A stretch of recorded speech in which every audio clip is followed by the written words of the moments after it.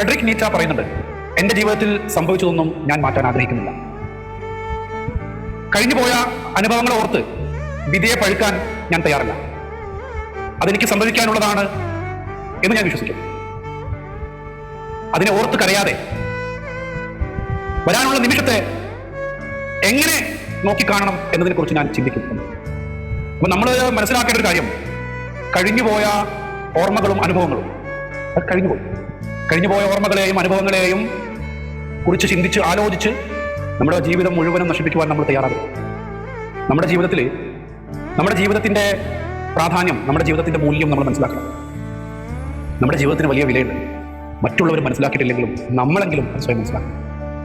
കഴിഞ്ഞുപോയ നിമിഷങ്ങളെക്കുറിച്ച് കരഞ്ഞിരിക്കാനല്ല നമ്മുടെ ജീവിതം. വരാനുള്ള നാളുകളെ എത്ര പ്രാധാന്യത്തോടു കൂടി നോക്കിക്കാണണം എന്ന കാര്യത്തെക്കുറിച്ചാണ് നമ്മൾ ചിന്തിക്കുന്നത്.